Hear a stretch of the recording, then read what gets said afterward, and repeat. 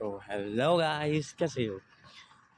आज इस वीडियो में मैं ना सीधी बात करूँगा कि आज मैं आपको पूरा का पूरा ट्यूटोरियल दूंगा।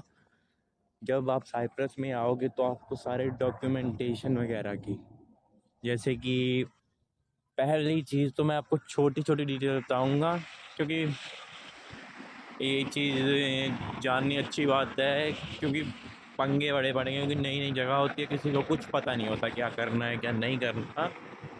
तो पहली चीज़, जब आप मान लो एयरपोर्ट से आ रहे हो तो आप निकोसिया में पहला जो बस स्टेशन है जो आप देखोगे वो होगा स्क्वायर, सोलोमोस स्क्वायर। ठीक है, वहाँ पे आपको क्या बोलते हैं उतारा जाएगा। अगर अगर आप बस में से आ रहे हो और कोई भी बात होगी, मतलब कहीं से भी आप जाओगे, कहीं ना कहीं से आपको 2 नंबर की बस, या फिर ना ट्राई करना जो मैंने पिछली वीडियो बनाई है बस के बारे में, वो जान लो, वो अच्छा रह जाओगे।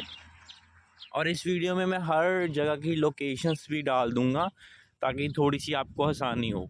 फर्स्ट थिंग है कि जब आप सोलोमो स्क्वायर पहुंच गए हो, वहाँ पे क्या बोलते हैं उसको, आपको 2 नंबर की बस पकड़नी है। ठीक है, 2 नंबर की बस पे लिखा होगा तामासूस station, THOUMS something like that. मेरे को भी अच्छी तरह से याद नहीं, बड़े अजीब से नाम है यहाँ के। 2 नंबर की बस होगी और उसकी जो लिखा होगा तामासूस बस स्टेशन। पहली बात तो ये होगी, आप 2 नंबर की बस पे चढ़ जाओगे। ठीक है, तो पहली चीज़ तो ये है कि 2 नंबर की बस पे चढ़ गए।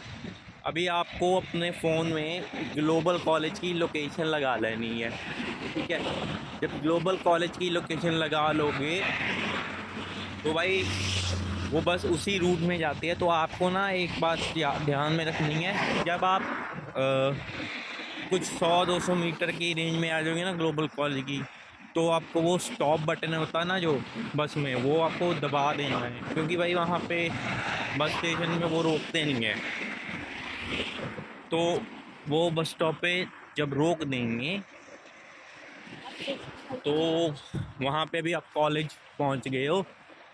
जब आप कॉलेज में एंटर करोगे, आपको एक तो वहाँ पे मिल जाएगी रिसेप्शन। आपको रिसेप्शन में कुछ नहीं पूछना, आपको डायरेक्टली अंदर की ओर जाना है। किसी वीडियो में मैं आपको ऐसे इन पर्सन सब कुछ करके दिखाऊंगा, क्योंकि अभी हमारे एग्ज़ाम स्टार्ट होने वाले हैं कुछ ही टाइम के बाद। तो फ़िलहाल तो मैं पासपोर्ट में हूँ, बस बाद में मैं जाऊँगा एग्ज़ाम्स देने, तो मैं आपको हर जगह पे जाके हर चीज़ करके दिखाऊंगा। बट फ़िलहाल मैं आपको ऐसे वर्बली बता रहा हूँ। पहली चीज़, जब आप कॉलेज में पहुंच गए हो तो वो आपसे पहली चीज़ तो यह है, आपसे फ़ीस पकड़ेंगे। भाई उनके लिए फ़ीस बहुत इंपॉर्टेंट है, ये चीज़ याद रखना। वो तो आपको ऐसे अंदर में ऑफिस में बुलाएंगे, पहले फ़ीस वाले आ जाओ, बाकी जिनको जो है वो बाद में आना, ये चीज़ रहती है भाई। अब जब आपने फ़ीस पकड़ ली है, उन्होंने आपसे फ़ीस पकड़ ली है, तो पहली चीज़ ये है कि आपने फ़ीस दे दी, और बाद में ना वो आपसे एक ऐप भरवाएंगे, जिस ऐप का नाम होगा youth ID app. I don't know what's the name, something like that नाम है उसका। मैं वो ऐप का लिंक डाल दूँगा आपको, तो आपको वो ऐप डाउनलोड करवाएंगे, और वो चीज़ है जो आपकी हेल्प करेगी आपका बस कार्ड बनाने में। ठीक है, वो नंबर होता है जो वो आपको लेके जाना होता है जहाँ से आप आए हो। जैसे कि आप, वो आपको एक बार वो नंबर दे देंगे, ठीक है, बस वाला। ठीक है, नंबर दे देंगे। आपने अपना बस कार्ड बनवाना है तो उसके लिए आपको पहले ना बाहर जाना है, फिर से जिस बस स्टॉप पे उतरे थे ना उसी बस स्टॉप पे जाना है, मतलब उसके सामने वाले के। अभी वापस जाना तो दूसरी लेन में होना है। बट आपको मैंने वो क्या बोलते वीडियो बनाई है एक, मैंने बस के बारे में सब कुछ एक डिटेल में वीडियो में बनाई है, अब वो वीडियो देख लेना। बस इतनी बात है, अभी आपको वापस सोलोमो स्क्वायर जाना है। तो आपको 2 नंबर की ही बस पकड़नी होगी। बट फ़र्क इतना होगा, इस बार जो 2 नंबर की बस आएगी उस पर लिखा होगा सोलोमो स्क्वायर, क्योंकि इस बार वो वापस जा रही है ना, वापस वाली पकड़नी है आपने। तो आपको वो बस पकड़ के अभी वापस सोलोमो स्क्वायर जाओगे, ठीक है। बाद में आपको वहीं पे जाके वहाँ पे एक, जहाँ पे आप चढ़े हो ना, वहाँ से नहीं आपको मिलेगा, थोड़ा सा आपको एक साइड में जाना पड़ेगा। वहाँ पे जो मोशन वालों का ना एक खुद का ऑफिस टाइप सा है, वहाँ पे बड़ी लाइन लगी होगी और बड़ी बड़ी हरी हरी सी बसें होंगी वहाँ पे, हरी हरी सी। वो इंटरसिटी बसें होती हैं जो मतलब स्टेट टू स्टेट जाती है। जैसे कि अभी मैं पाफोस में आया हूँ, ये पाफोस वही बस आती है और वो नॉर्मल बसें नहीं आती। तो वहाँ पे बड़ी बड़ी हरी हरी बसें होंगी और आपको उस साइड जाना है। वहाँ पे किसी से भी, अपने इंडियन भाई तो मिल ही जाएंगे वहाँ पे इजीली। तो किसी से भी पूछ लेना कि मोशन बस वालों का ऑफिस कहाँ है, वो आपको बता देंगे। तो वहाँ पे जब आप जा रहे हो तो वो आपको, आपसे आपका जो आपको ऐप भरवाई है ना आपसे, तो वो आपको वो ऐप खोल के उनको दिखानी है। वो देखेंगे तो फिर वो आपको एक डॉक्यूमेंट सा दे देंगे, उसमें आपको नॉर्मल सी इंफॉर्मेशन भरनी है अपनी सारी की सारी। और उसके बाद जब आपने वो सारी इंफॉर्मेशन भर दी, तो जब आपने वो इंफॉर्मेशन भर दी तो आप वापस उनको देंगे, तो वो आपको 30 यूरो देनी है। 5 यूरो का जो है आपका कार्ड बन रहा है बस वाला, और जो 25 यूरो ले रहे हैं वो आपका रिचार्ज है मंथली। अभी ऐसी बात है कि एक आप नॉर्मली बस में चढ़ते हो तो आपसे 2 यूरो कुछ 40 सेंट लेगा।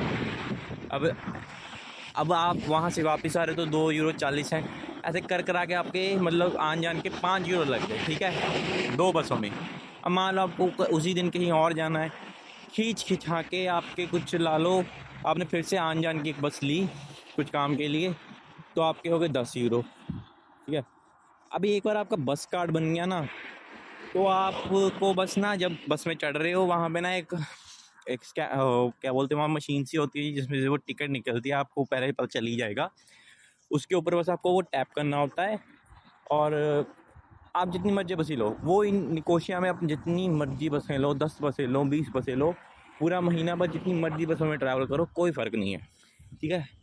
वो महीना टू महीना रिचार्ज होता है, इससे आपकी पैसे की सेविंग बहुत ज़्यादा होती है, बहुत ज़्यादा। बस कार्ड है जो बहुत इंपॉर्टेंट है, मैं बता रहा हूँ, क्योंकि आपको बहुत ट्रैवल करना पड़ेगा डॉक्यूमेंट्स बनाने के लिए। अब आपका बस कार्ड बन गया है, ठीक है। अब जाओगे आप वापस क्या बोलते हैं, कॉलेज में। वही 2 नंबर वाला सीन जो मैंने बताया स्टार्टिंग में। तो 9 नंबर की बस पकड़ोगे जिसमें कामासूज बस स्टेशन लिखा होगा, और वही फिर से आपको इस बार तो पता चल ही जाएगा कहाँ पे आपको जो स्टॉप बटन है दबाना है, ठीक है। तो अभी फिर से कॉलेज में गए, उनको बोलोगे हमें मेडिकल के डॉक्यूमेंट्स चाहिए, ठीक है। वो आपको मेडिकल के डॉक्यूमेंट्स दे देंगे।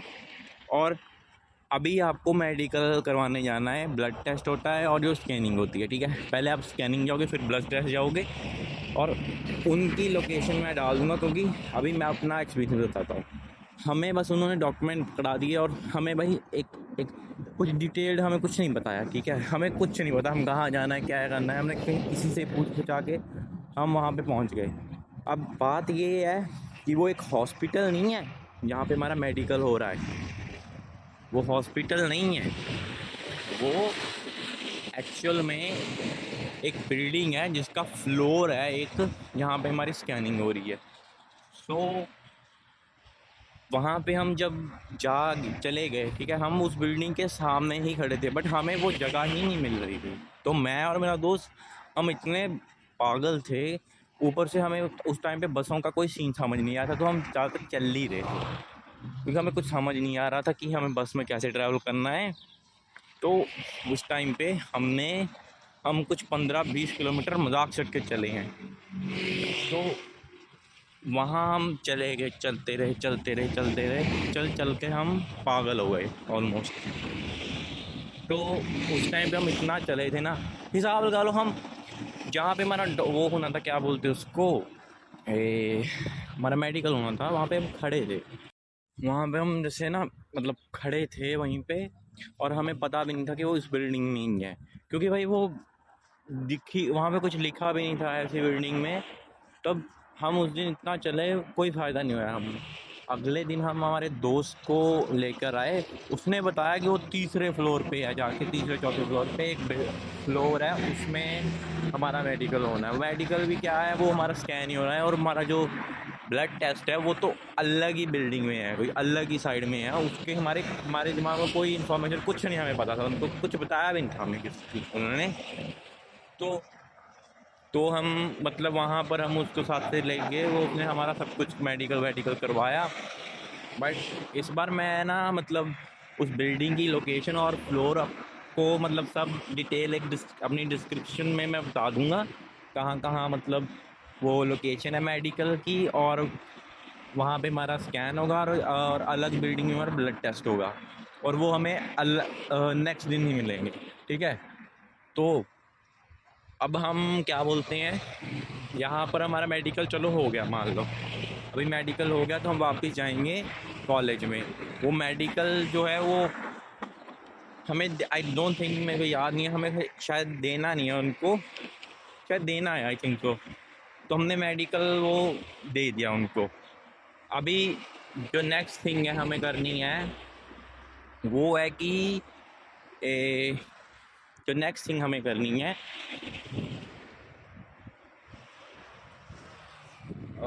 मेरे को भी भूल गया या अब याद आया। अभी हमारा बैंक स्टेटमेंट बनवानी है, और यहाँ पे आता है सबसे ज़्यादा कॉम्प्लिकेटेड काम।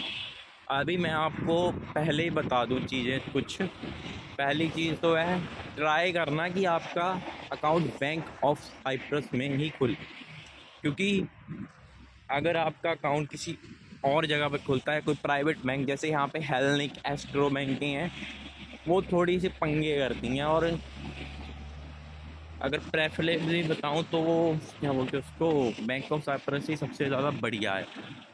तो अभी आपने जाना है बैंक ऑफ साइप्रस में। पहली चीज़ तो जब आप बैंक में जाओगे तो वो आपको बोलेंगे कि भाई हम यहाँ पे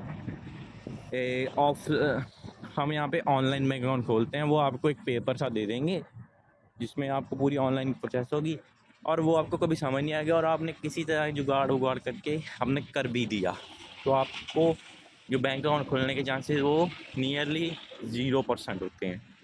क्योंकि भाई मैंने अभी जहाँ जितना टाइम में यहाँ पे आया हूँ, मैंने कभी नहीं सुना किसी ने ऑनलाइन खुलवाया। मोस्टली जो है उन्होंने ऑफलाइन खुलवाया है।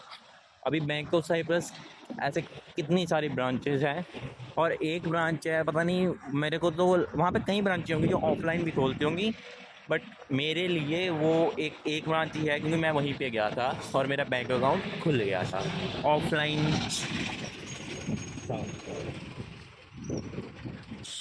अभी बात ये है कि मैं जब वहाँ पे गया था, वहाँ पे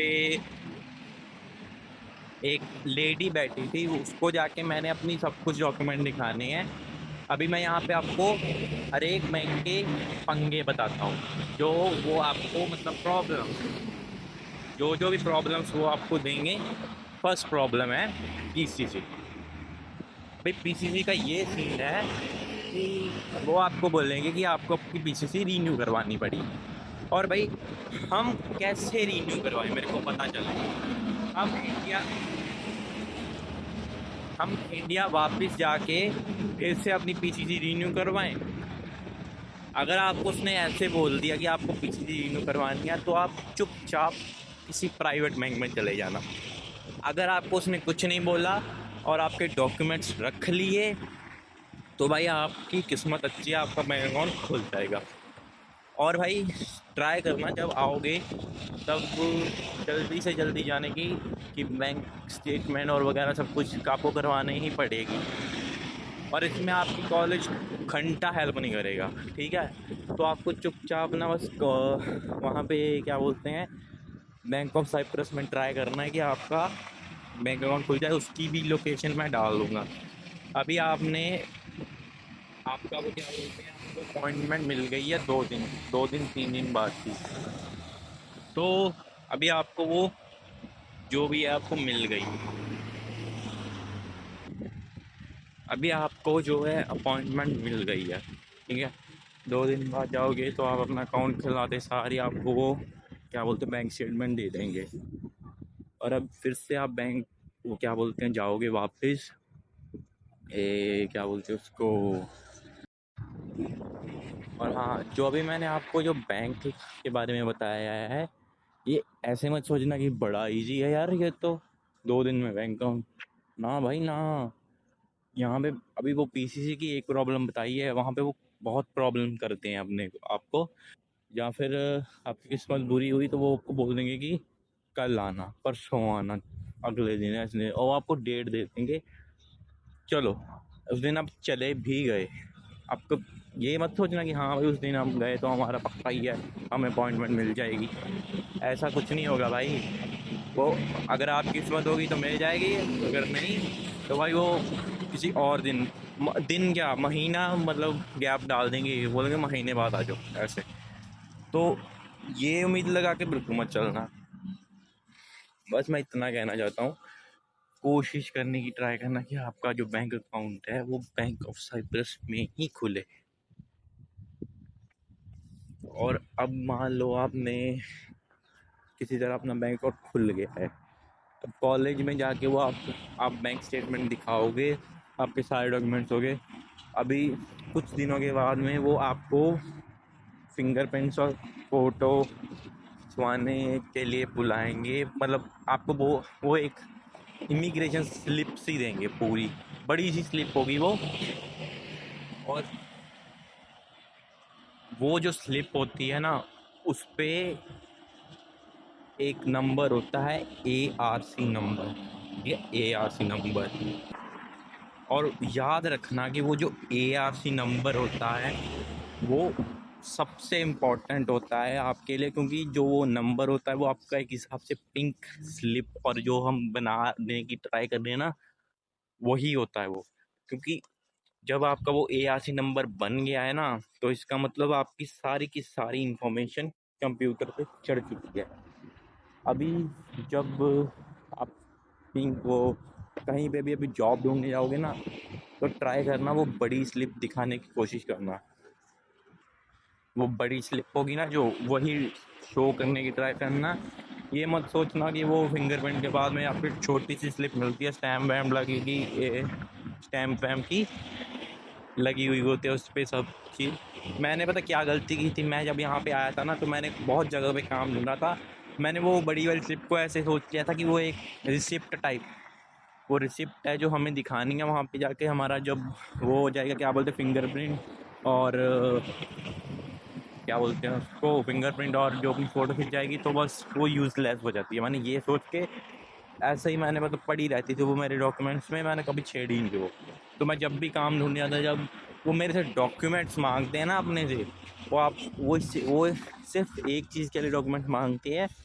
फर्स्ट ऑफ ऑल वो ARC नंबर लेंगे आपका जो होगा, वो कंप्यूटर में जो इन्फॉर्मेशन चढ़ी होगी और जो आपने डॉक्यूमेंट दिए होंगे वो सबको मैच करेंगे, ठीक है।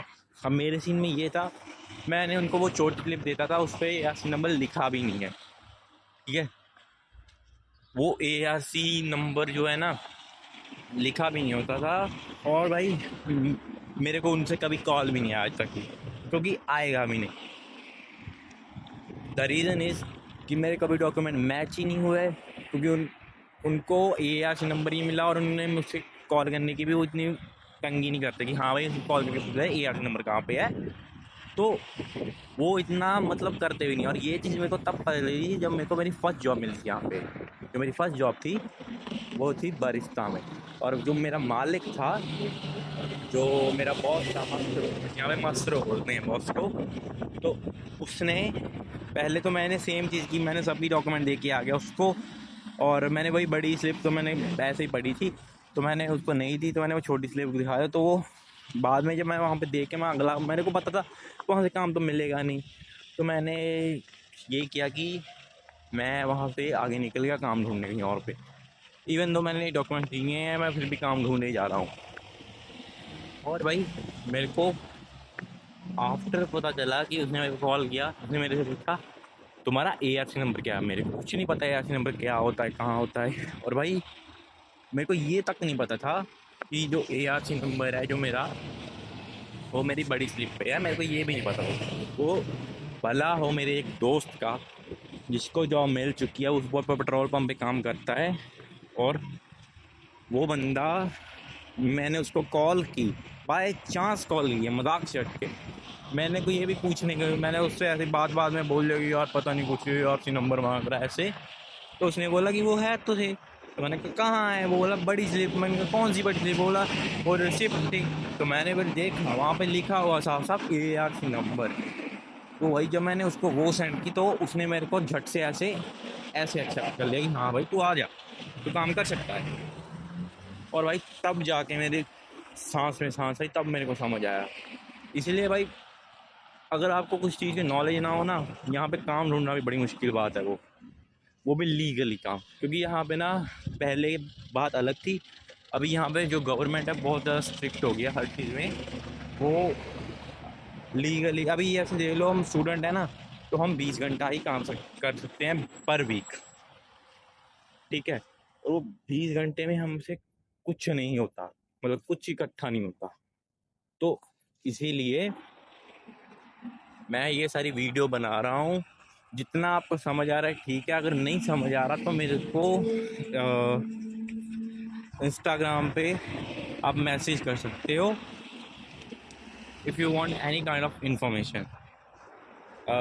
आई will don't mind, I will help you as much as I can. मैं जितनी ज़्यादा मदद कर सकता हूँ मैं करने की ट्राई करूँगा, क्योंकि भाई मैं नहीं चाहता कि सामने वाला बंदा भी, जो कोई आ रहा है नया, वो इतना यहाँ पे आके फ्रस्ट्रेट दिमाग ख़राब करे, अपना टाइम वेस्ट करे। क्योंकि यार अगर मैंने वो 2-3 महीने अपने संभाल लिए होते ना, अब मैं थोड़ा स्टेबल होता। बट अभी अभी हिसाब लगा लो, मैं अभी मेरे से 5 महीने रह गए हैं मेरे पास। फीस मेरे पास फीस तो इकट्ठी करने की दूर बात है, जो हमारी 250 फीस है, ये चीज़ याद रखना, 250 ग्लोबल कॉलेज वालों की, जो होती है कुछ 2800 यूरोस। सो वो अभी तक मेरे से 1 रुपया इकट्ठा नहीं हुआ, क्योंकि मेरे को पहली बात तो जॉब नहीं मिली, 3 महीने मैंने वेस्ट किए। जब मेरे को मिल गई जॉब तो भाई मैंने भाई वो क्या बोलते हैं, एक अपार्टमेंट खरीद लिया था जिसके कुछ 450 रेंट था। तो भाई मेरे को उस टाइम पे रूममेट्स भी नहीं मिल रहे थे, क्योंकि मेरा जो अपार्टमेंट था वो बहुत ज़्यादा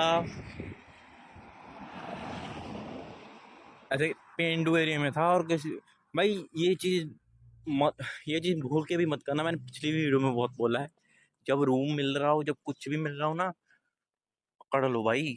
कईयों को तो भाई यहाँ पे अगर रूम भी नहीं मिलता, वो रूम ढूंढते रहते हैं, अपार्टमेंट ढूंढते रहने को। सो अभी इतनी सी बात है। तो मिलता हूँ अगर कोई नेक्स्ट वीडियो में, उसमें मैं आपको एक बार हर जगह पे जाके भी दिखाऊंगा, और मतलब हर एक चीज़ मैं डिटेल में बताने की कोशिश करूँगा इन पर्सन, जब मेरे एग्ज़ाम्स होंगे। तो बाय बाय ग्लोबल कॉलेज वाली जनता।